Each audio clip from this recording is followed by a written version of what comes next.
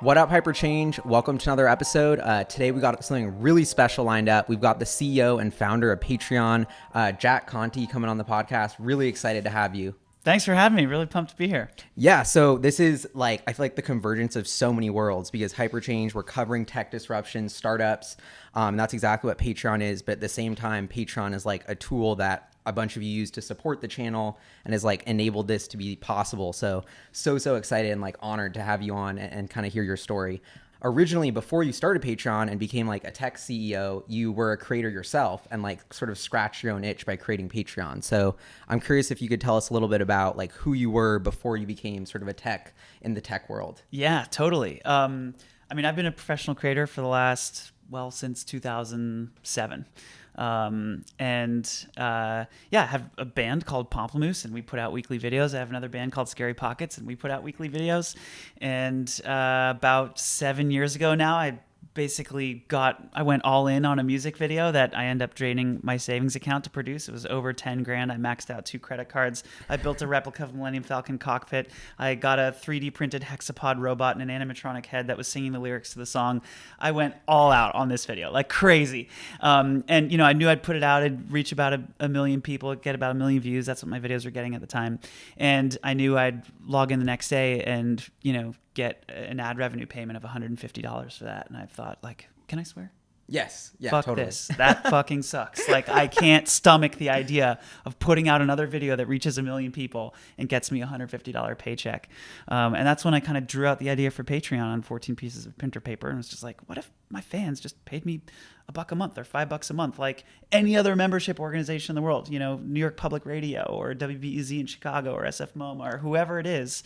That whole idea for a membership just felt like that should be available for any creator. That's how it kind of came to be. So were you your own first customer? Yeah, there were 3 of us that launched on Patreon. It was me and my girlfriend and our roommate. Those are the first 3 creators on Patreon.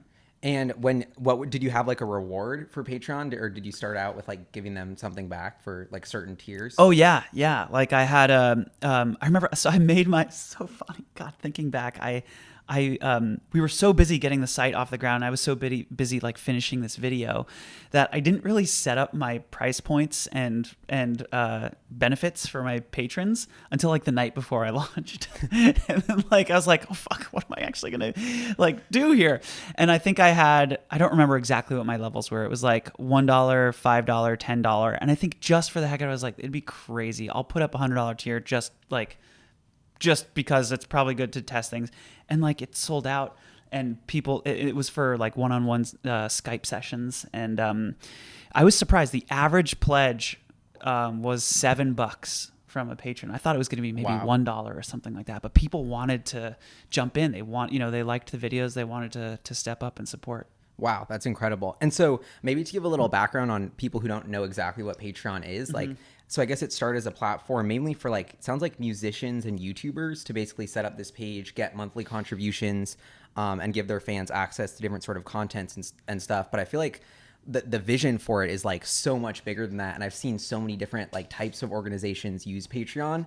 And one of the reasons I'm so excited about the product you're building is because I'm all this like local newspapers or just little websites, almost any business I could think of should have a Patreon page in a way. And I feel like it has the ability to expand so far beyond what it started as. Thanks. I mean, the idea is very simple at its core. It's a recurring payment from a fan to a creator in exchange for extra stuff, behind the scenes photos, an extra podcast once a month, early access to the thing that comes out, an extra thing that comes out, whatever it is. The creators who are using that system really well. I mean, we've got folks who are now making, hundreds of thousands of dollars a month on the platform, and they're hiring 50, 60, 70 employees. They're leasing office space. They're scaling media companies, and they're doing the whole thing with consumer payments, with recurring membership, which is something that, and this is the thing that kind of still pisses me off a little bit, but you can't do that on ad revenue. It's not enough. You need millions of millions of views or listens or whatever to kind of translate to the sorts of ad dollars that just like 2,000 or 3,000 patrons, recurring members could bring you. And I just feel like the web needs a better engine room at its hub to kind of figure out the system around converting attention into dollars, right? Like right now, the ad system basically makes the web free, and it uses your attention, your focus, and it converts that into a paycheck for the people who make all the content on the web. That comes with all kinds of trade-offs and is not a good system. I'm not saying we should get rid of it completely. It's just right now it's the only engine room for the entire web, and that feels totally broken.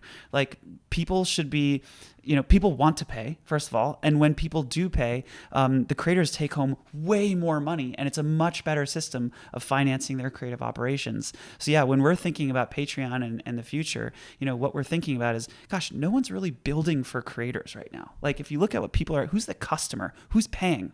Advertisers. Advertisers are paying. They're the customer. Like that's who all these tech companies are building for. They're building products for advertisers.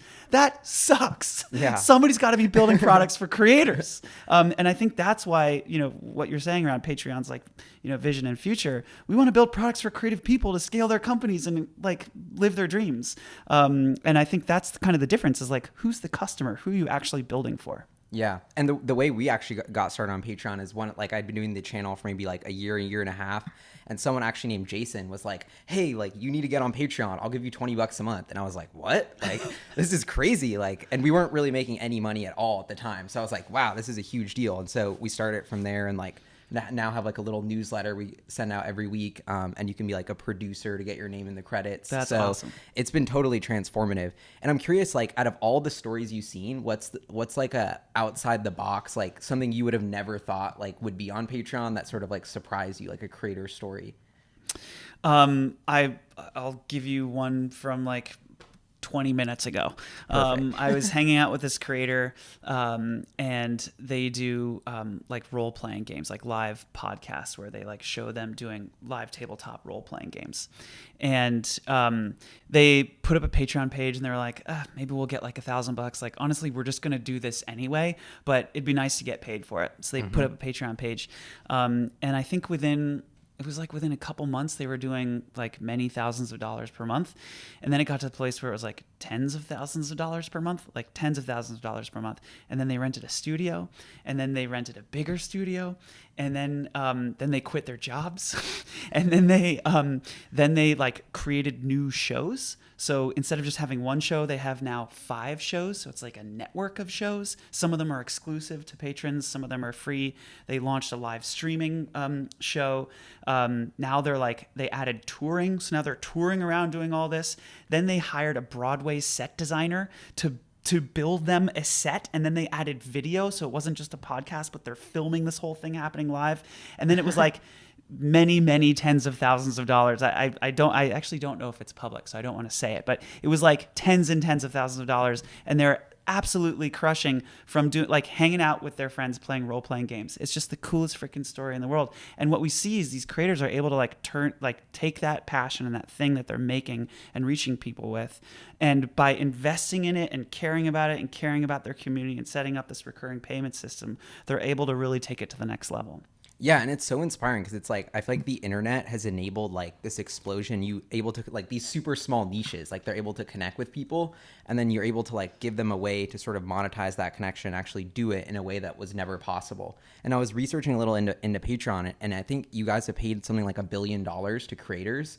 So I don't know if you could update us on that number, but I just think that's so incredible because that's like $1 billion like directly into like the starving artists who like need it the most and are going to put the highest ROI into like doing art that I guess they previously would have never been able to do. Maybe they would have had like some boring job they hated because it wasn't possible. So I just think it's so like that. When I read that billion number, I was like, wow, I know like how far our money goes. And I know like how far these artists hustle with it. I'm like, that has had a huge impact on so many people's lives. Like not even just the creators, but the people that they're creating for.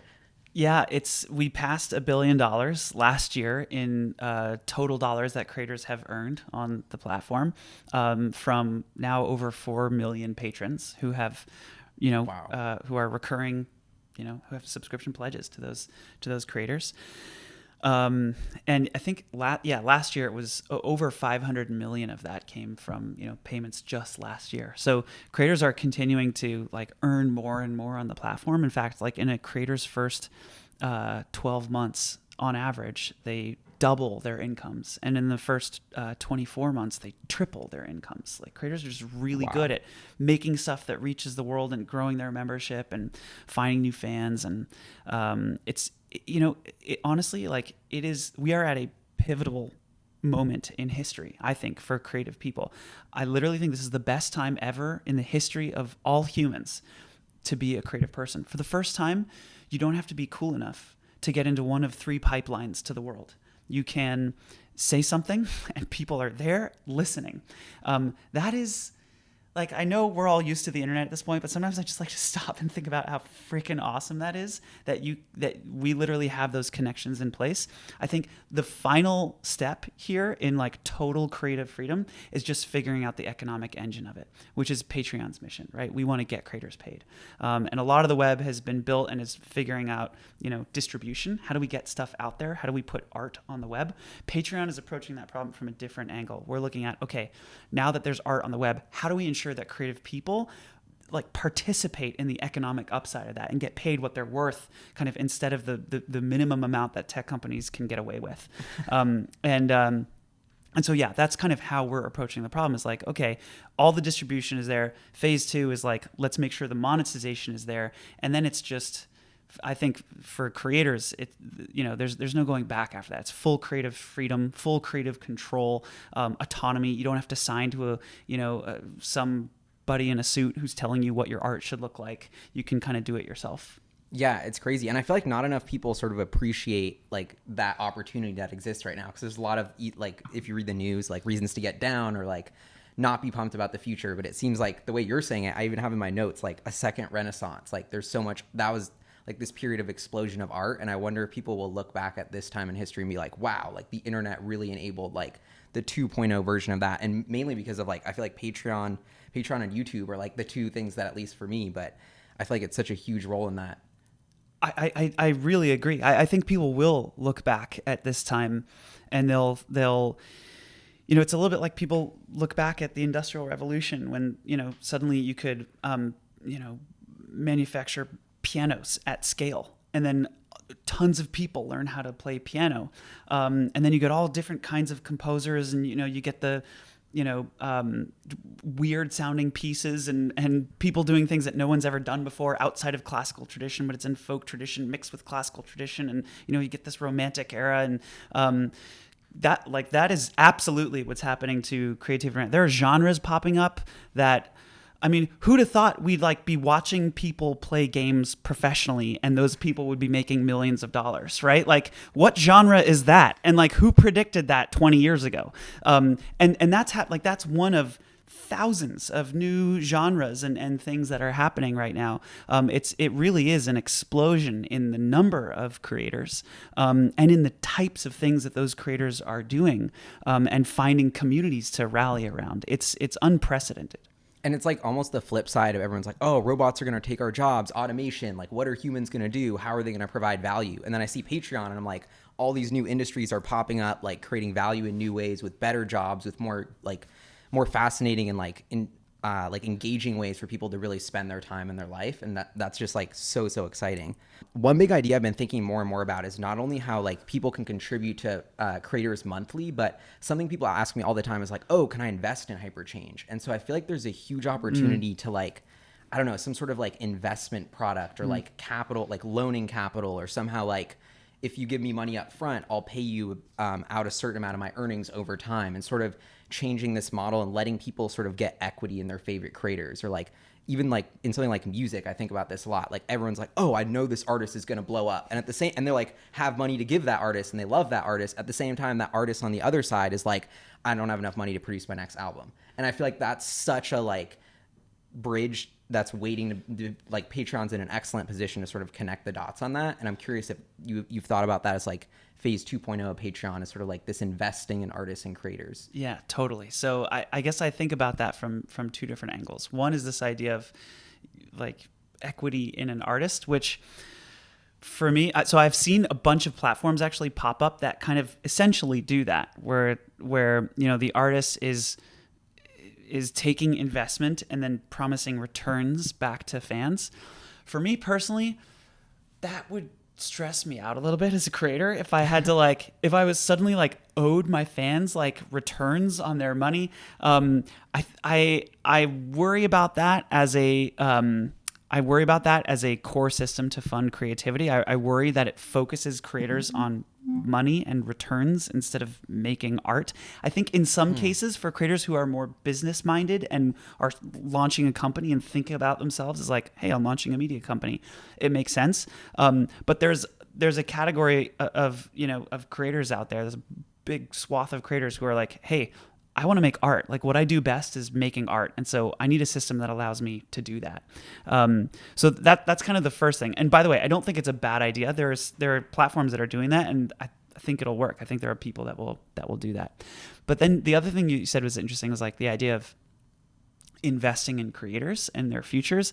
And one way that, I've talked about wanting to do that is, as a creator myself, I bought a house a while ago, and the bank did not know how to work with me. I was in escrow for 90 days. They didn't know what I did, and I would try to explain to them what I did. And at one point they said, "Well, just send us your pay stubs." And I literally said to them, I was like, "What are pay stubs?" And they were like, "The things that your employer gives you when they pay you." And I was like, "I don't have an employer." And they're like, "Where is your money coming from?" And I sent them my iTunes reports, which was disorganized. Here's all the people downloading my music. Is that what you want? And the bank was like, anyway, it was 3 months of this stuff back and forth. And then that caught me thinking, is creators on Patreon, they have this recurring income. It's very reliable. They're making, more and more every month. And there's a high probability it's just, going to keep growing for them, especially if they continue investing in their creative career. It should be easier for creators to have access to capital if they want a mortgage to buy a house, or if they want to, take out a business loan or something like that. And that's not something Patreon is working on right now. But it's the type of problem that I think needs to be solved for creators in the world. And it's the kind of thing that, for me personally, I would love if Patreon could solve more types of problems like that for creators in the future. No one is really serving and building for creators specifically. And because of that, creators just have all these problems. They're scaling companies. They're running into new brick walls that people don't understand. And yeah, they need to be invested in, and they need to be believed in. Totally. And on that note, what's on the sort of near term next for Patreon? I know international expansion is something, and I've personally been seeing if you want to give your subscribers merch, we're working on a trial program for that. So how do you think about expanding and sort of the next couple years of new products? I mean, those are two big ones for us. When we've surveyed creators, we know it's almost, I think it's something don't quote me on this, somewhere around 85% of creators at some point either said I'm already doing merch, or I want to do merch, or merch is interesting to me. I forgot exactly how it was phrased, but it's a very high portion of creators have said yes, I want to do merch, and it's a pain in the butt. Yeah. Creators, oh God, if thousands of fans all over the world, and you ship something and it gets blocked at customs, and then it gets shipped back to you, but it gets shipped to the wrong address, and the patron writes you and says, "Hey, where's my thing?" And now suddenly you're a logistics company trying to figure out, return merch authorization flows and customer support. And you're like, what the fuck is my life? And we want to solve that for creators. We want merch to be seamless and easy and painless, and you flick a button and beautiful things show up on the doorstep of your patrons. So we're working on that, and we've added some international shipping, which is super exciting. We eventually want to cover many places, but we're sort of doing it incrementally.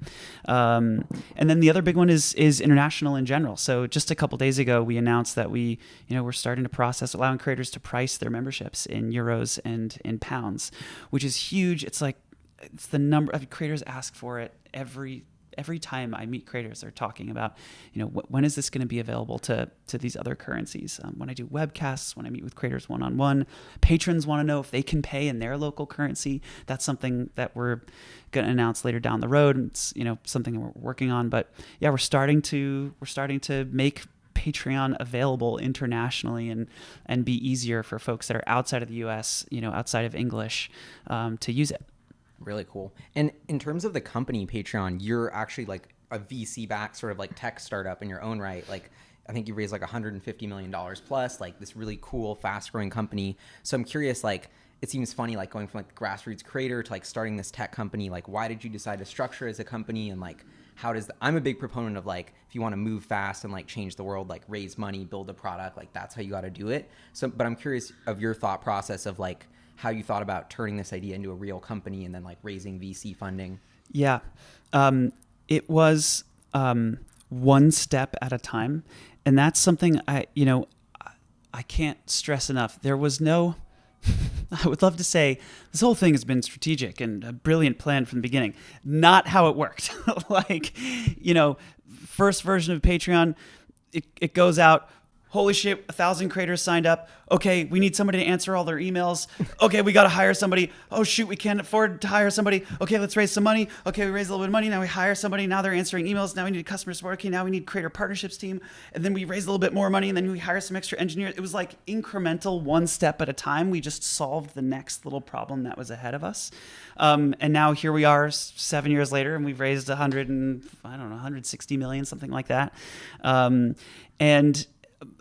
Okay, one thing I will tell you that is deliberate though, and this just comes from, my co-founder is Sam, is a genius, built all of Patreon by himself and is a serial entrepreneur, amazing guy.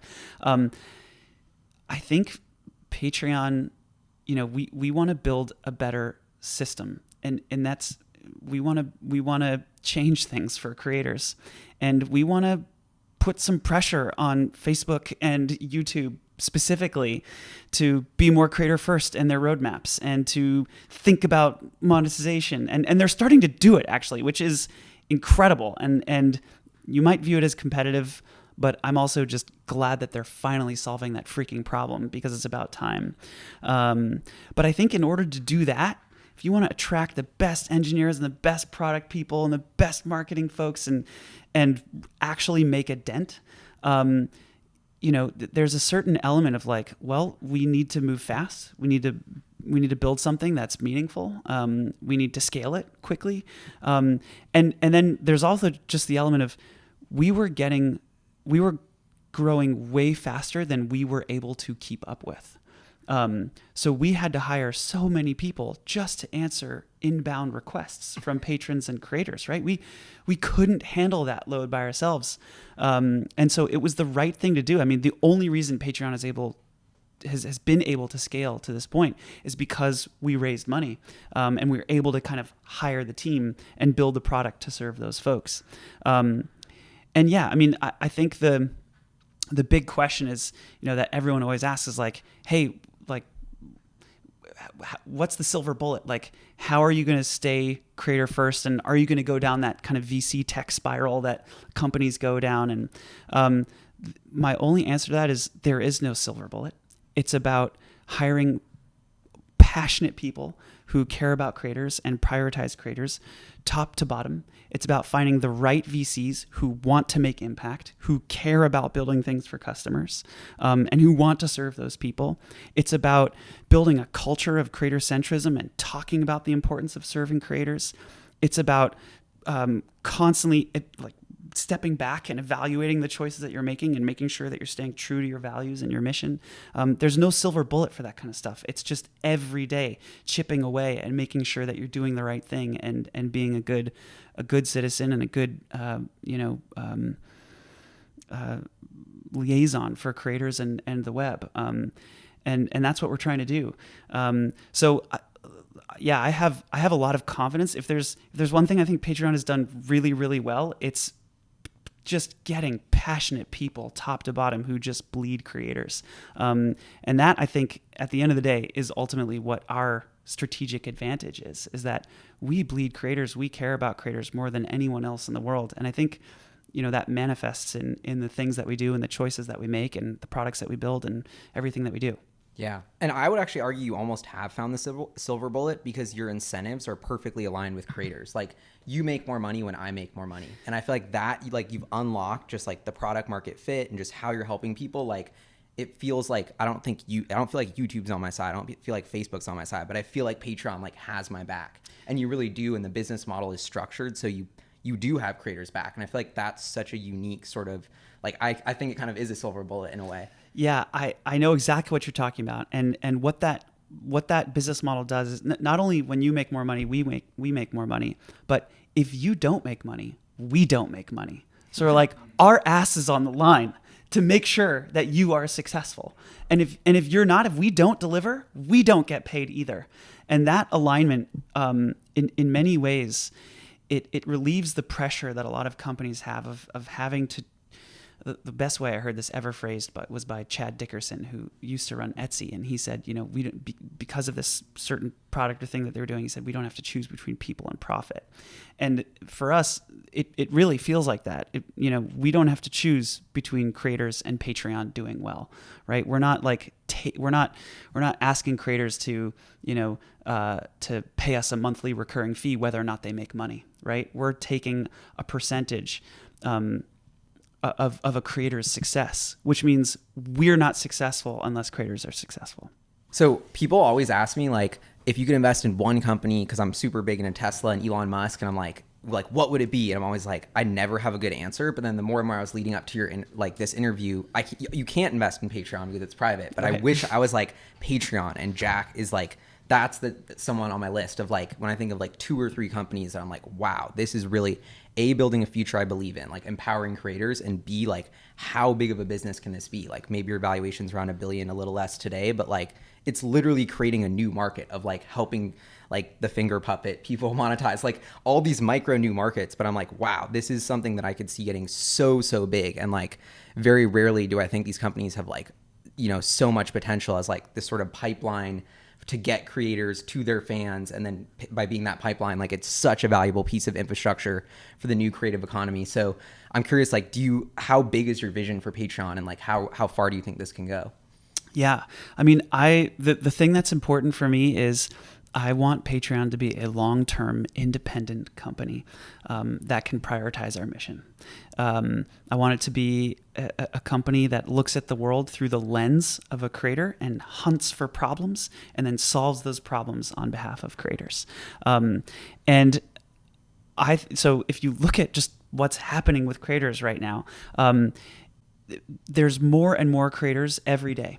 If you interview if you talk to kindergartners, or if you interview kindergartners, I think it's something like 1/3 of kindergartners say that they want to be a creator or something like that, depending on which country you're in. Maybe It's even more than that. Folks are growing up knowing that being a full-time artist is possible, which it wasn't a decade ago. But now it is. Literally, like, the difference between 2020 and 2010 is like, it's not a question anymore whether you can be a full-time artist. People know you can be. That is game changing. And that just means there's going to be more and more creators every year that are super excited about this idea. So the market is growing massively. I think there's this wonderful study. God, it's called Recreate Coalition. Have you seen this study? They do it every year. It's kind of like a market sizing for creative people who earn money online. And I think in 2017, the number that they released was something like $7 billion. Creators earned $7 billion just in the United States alone.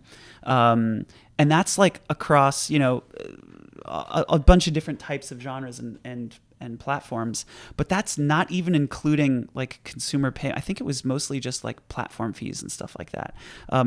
And it was 17 million creators. So that number is getting bigger and bigger and bigger. And we estimate, when we do market sizings, we estimate 3/4 of creators are outside of the United States. So that's only like 25% of the number of creators in the world. And again, that number is just continuing to grow. So yeah, I mean, there's so many people that are starting to do this. And I'm curious what you think. I like a little rant about this, about the impact of having more creatives in society, because I think of like the US, like we're this country, like we seem to be doing so well on like GDP and all these economic stats, or maybe not so much anymore, but like I go to like Los Angeles and I'm like, what, like there's just roads everywhere and like concrete, and like you look at some of these buildings and like suburbia and malls, and I'm just like every building's the same. Like there's no creativity. Like there's just a huge lack of like art. And I'm like, we need so many more creative people, like doing so much more, like just kind of like reviving our cities and making them look so, like more beautiful. Like you go to like countries that were built like 500 years ago, and I'm like, wow, that they actually like cared about it and it looks beautiful. And like I feel like that's just missing from sort of society now. So that's one thing I'm like, wow, Patreon can enable more of these people to have full-time jobs and be doing that. Like, but I'm curious what you think the real impact of having more of these artists and creative people like able to do their thing is going to be. It's so funny. Nicole and I were literally talking about that very thing yesterday. We were looking at what was the arch that we were looking at? Do you remember what it was called? George Washington's inaugural arch in Washington Square Park. And yeah, we're just looking at it, we're like, well, that's something that was built hundreds of years ago that isn't the kind of thing that gets built today. And like if you look at these old buildings, if you look, go to Florence and you look at the kinds of things people used to build, that was a culture that valued creativity. That was a culture where, you'd commission a creator and they'd, spend years doing ceiling paintings and like, and yeah, something changed. And I think, it feels to me like it's swinging back. The thing that I think there's a few things that have kind of hurt it and repressed it.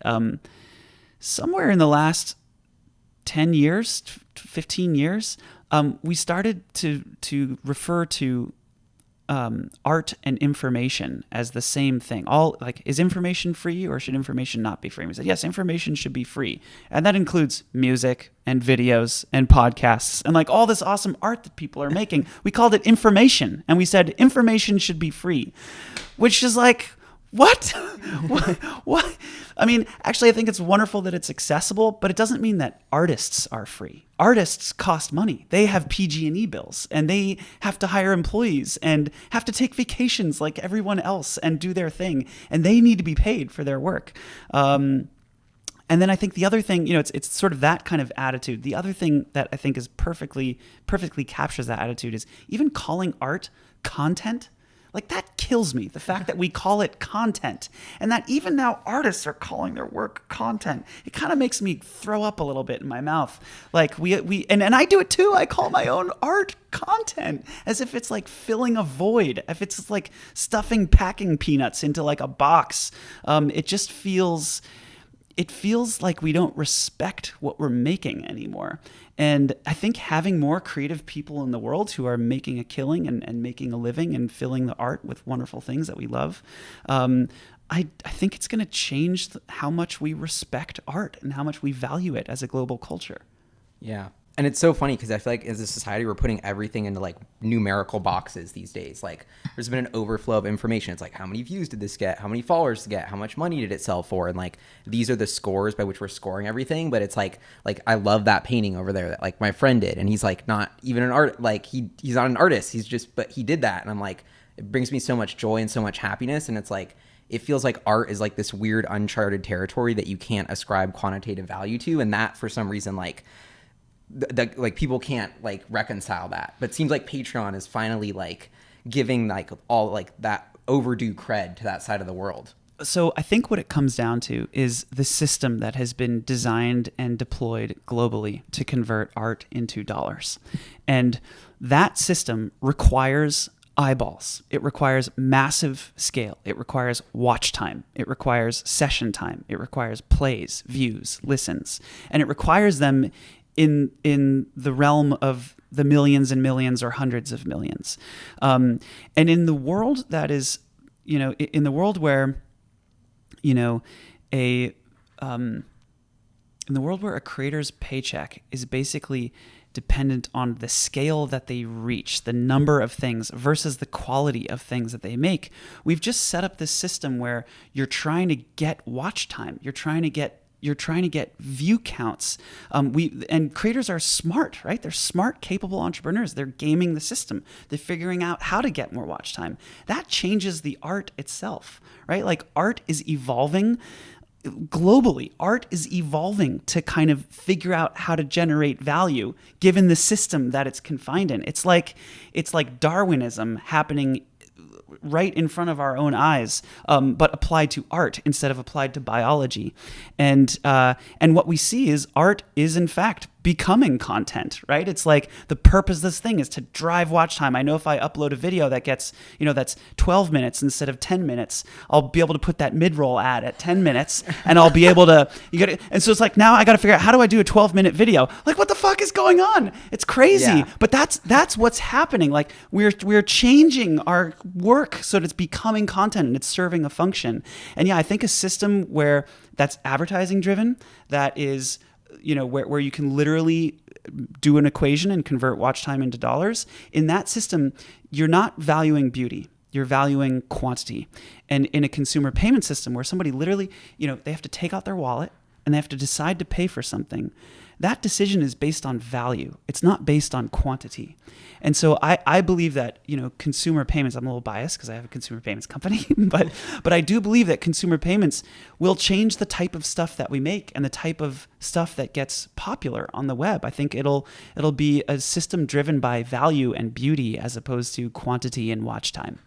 So when you look back on all the progress that Patreon's made and like the huge impact it's made, like what are you most proud of? Or like maybe most excited about what's gonna come? Yeah. I'm most proud of the creator-centric culture that we've built. I think that's the secret sauce. I think it's the empathy, it's the focus, it's the priority of creators as opposed to anyone else. And there's not that many stakeholders in the Patreon ecosystem, right? There's employees, there's shareholders and investors, there's creators, there's patrons, but there's not, this type of advertiser and that brand and this, we haven't clouded the ecosystem yet. So we get to be really focused and that feels really good. I'm really proud of that. I'm really proud of the fact that the team is just constantly thinking about creators. And then in terms of what's coming, I'm excited to meet creators where they are. I'm excited to let patrons pay in other currencies. I'm excited to ship merch around the world. I'm excited to help creators be global because they are global, and they're just they're blocked right now in doing that, and I'm really excited to help them get unblocked. Yeah, I can't wait to see Patreon become a huge company, helping people, like promoting art. It's going to be awesome. And I wanted to like kind of end it. I know Kevin has some questions to ask you, but just to say like thank you, because you really changed our business and like all our subscribers. Like I feel like I was managing money and that was my job, and I felt like all my ideas were like bottled in and I wasn't sharing them, and it was just killing me. And I was like, I'm going to go on the internet and just see what happens. And like because of Patreon, it turned into a job. Like I feel like Hyperchange is sort of like making an impact in its own little way, and it's because of you. And I think Patreon's doing that. Like all these, like it's like the butterfly effect causing more butterfly effects, and it has like such a huge change, even in our own tiny way. So like, thank you, seriously. Wow, heck yeah, thank you. And Kevin, you wanna? Should I jump in? Yeah, you should jump in. He has a couple questions Great. about music because he has a band and like. Yeah. Jump in. Okay? Let's do it. Yeah, let's jump in. Let's talk music. Let's talk music. All right. Man, I love it. This is great. Awesome. Yeah, man, what you guys were talking about before, I was like, you guys were talking about AI. I think creativity is like something that AI can't replicate no matter how much, Wow, now I'm frazzled. Now I'm on the camera. I forgot all the things that I wanted to say. I know this, bro. Oh my goodness, now I'm nervous. But yeah, I mean, I remember watching your videos when I was in college and just being like amazed and inspired by what you were doing. I think the Pharrell Happy video was cool. like one of my favorite ones. I was like, oh my God, this is crazy. Like the projections and everything. I don't know. I don't really have too many questions. I just want to hear like your process. I know you guys are still putting out videos like every week. Yeah. How do you kind of go about making your arrangements, and how long does that take? What's the process that you guys go through? Totally. So it's really different than it was even 5 years ago for that Pharrell video. When we did that, you know, it was just me and Natalie, and we did everything. Yeah. We did the arrangements, and we did the mashups, and we recorded every single instrument. We mixed them all together, and we did the mastering. And you know, I'm doing the compression and the dynamics processing on the, you know, the kick drum track, and you know, I was every little detail. Yeah. You know, projection mapping. We built all the sets out of foam core, and you know, built all the projections to be, you know, thrown up onto those sets. So it was, you know, it was a very linear process. We started at the beginning, and then we worked until we had a finished product, and then we published that, and then that was how we made it. Now it's very different because I have a day job, and so the process that we have now is we hire these wonderful contractors, incredible people, very creative video shooters, editors, audio engineers, audio producers. And Natalie and I fly down to LA once a month for a day. And we go to the studio. We record 4 songs in one day. We arrange them live all together. Mm-hmm. Natalie does a bunch of pre-production. She comes in with a bunch of ideas. Let's do this. Here's the bass line. Let's do that. But then as a band, we come together and we kind of make it all work. And each song gets about 90 minutes. Then these amazing musicians and artists and contractors take all those files and they make a bunch of amazing stuff, and they send it back to me and Natalie, and we give some notes and we say, okay, let's do this and not that, and we like this, and let's go in this way instead of that way. And then they are creative and wonderful and make something, and then we publish it. You know, eventually we publish it on YouTube once a week. And so now, there's probably 15 people that are Pamplemousse now. Wow. That are like working on Pamplemousse. And it's a different part of my brain, right? Yeah. Like instead of doing all of the little things, it's like working with people and nudging and giving notes. And I really like that. I really like that part of it. And it's a very different process. So it's, sure. but we kind of had to throw out our old process in order to continue to be creative, because I don't have the luxury anymore of being able to spend 4 weeks on one video. Definitely. How does that feel, being like having at one point like so much control over almost every aspect of your entire production, and now having to kind of translate that into, you know, giving away control to other people, and yeah, I as a creator myself, like in the band, like it's difficult sometimes. I feel like it's a really big challenge to both do everything on your own, but also to trust other people enough to say, hey, like, you know, I'm gonna let you do your thing, and you send it back to me, and I'm not gonna, you know, be too picky about everything. Yeah, I don't know. I feel like that's tricky sometimes. It's the hardest freaking thing in the world. I think tricky sometimes is like the biggest understatement. It is excruciating sometimes, because you're like, oh, let me just hop into Ableton for a second, and I'll just, you know, and I have to consistently refuse that kind of itch. I'm making a little mini doc about this very concept right now, because there are some creators I've seen who have really been able to like let go, and it's been so inspirational for me to watch them build that trust with their teams, and to like delegate and to believe in their people, and to like think of their role as like, well, look, I'm going to make a sandbox, but I'm going to let you be creative inside that sandbox, and I want your voice to be a part of this too. Yeah, and it's definitely, you're right, you have less control. Like you can't sculpt with the fidelity that you used to be able to sculpt, or at least for me, I can't. Definitely. But the interesting thing about it is a little bit like a dream. Like you know, things pop up that are unexpected, and like your world gets like auto-populated with like things that you didn't think you were going to be able to do, or like, I would have never written that synth part, or like those drums are mixed in a completely different way than I would have mixed drums. And if you can find it in yourself to be delighted and surprised with someone else's creativity, and be proud of their creativity, and be proud of the fact that you built a sandbox to allow another person to be creative, like definitely. There's a lot of joy in that, and that's the kind of joy that I'm finding in this new process. And fuck, I also miss all the shit back there. I miss EQing the snare drum, and I miss the samples, and I want to do that stuff too still. So I think it's just a never-ending struggle, honestly. Definitely. And you're always resetting the balance and learning. But in a way that also kind of plays into what we were talking, you and Gally were talking about, like not to call it content, but to service this market of people who are trying to consume the videos and the music that you're making. One of the things that I thought of when you guys were talking about that was that I think, songs are changing. Song lengths in particular are changing right now. Streaming, per stream you're getting paid. So people are now cutting their songs real short, 2 minutes, 30 seconds, whatever, just to like ramp up the amount of plays you can get. And it's like, that's changing. Like, you're making music just literally to get more streams so that you can make more money. And that's kind of crazy to me sometimes to think about. I love that. My band's called Pool Cosby, and we're like a sample-based, like electronic, but I studied violin, like classical violin growing up.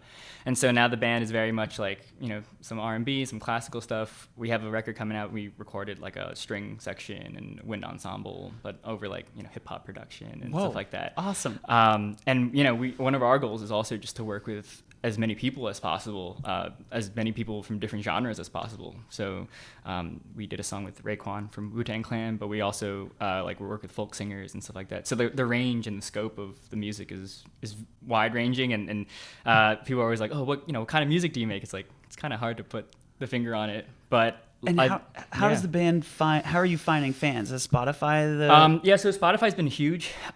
Just like trying to get on playlists and stuff like that. I really appreciate that their Spotify for Artists app like really shows you like where your audience is. I love that and app. Who's listening, and the age range, and the playlists that you're on. I think it's so cool just to like see that data come in every day. It's really changed how we view what we're doing and what's hitting and what's not. So that's been really cool. And also like in thinking about releasing this coming album, it's been like a discussion about like, do people consume full albums now? Like, do people sit down and say, hey, I'm gonna play track 1 and listen all the way through like 12 tracks, 45 minutes worth of music? Or is it like, people put on singles now? And again, it's like, you want to get on playlists, you want to get press and stuff like that. So what are the chances of playing the algorithms better? Some people have been saying, upload more singles, and that's, it'll boost your chances of more streams and more stuff. So even just like the distribution is, the distribution channels are changing, I think, as well. And you're absolutely right. It has a huge effect on the types of things that come out, and the length of songs, and, putting out singles versus putting out albums. I mean, all of that is kind of course changing as the landscape changes. And do you guys put your music out on? You make the videos, but you also put the songs out on streaming and everywhere. Yeah. Everywhere. Yeah. So that's awesome. So Jack, what would you say to Kevin? Because they've got thousands of fans. They're growing. They do awesome shows, but they're not on Patreon yet. So when you meet an artist that's like doing that, like what do you like? How do you even think about it? It's like, oh, if you don't need it, you don't need it, or how do you think about creator, like that sort of process? Yeah, I mean, at the end of the day, like I guess first thing is I typically don't like going into a sales pitch, but for us, part of it is like, I think Patreon is great, and we want to try and figure out a way. A big issue, I think, is like providing that consistent. Again, content, I guess, just being able to reach our fans like on a regular basis. Sometimes we'll just like huddle up in a room and just like make music for months on end, and like don't really aren't really active online and posting videos. But I mean, I think we're definitely trying to find a way where we can post more consistent videos or music, or offer like behind the scenes stuff like that. I think that's a big thing. Like, I can do I do string arrangements and stuff like that. So yeah. Like that's something we can offer. And so we're definitely thinking about it, but not to cut you off. I'm sorry. No, it's totally fine. Guys, like, you're not on Patreon. What's good? Like, right in front of him. Like, drop the mic. Not on Patreon. Like, this interview is over. I'm gonna leave now. How dare you not on Patreon? I'm out. So offended. But no, because I was thinking like that's a problem, because I'm like, people probably want to support you, but then they're like, we don't know what to give them. Like, I feel like that's a big sort of like pain point that comes up a lot. Yeah, even before that, I mean, for me, here's what it comes down to. I think it's really important for creators to deeply ask themselves, what do I want? What do I want as a creator? And to not just kind of come up with a vague answer, but to be really deliberate and focused about what you want in your creative career. Pamplemousse does this every year. We ask, what do we want?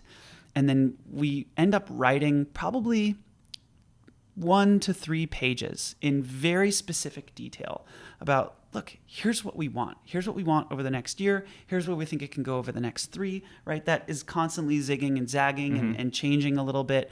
But we articulate what matters to us and what drives us and why we're doing what we're doing. A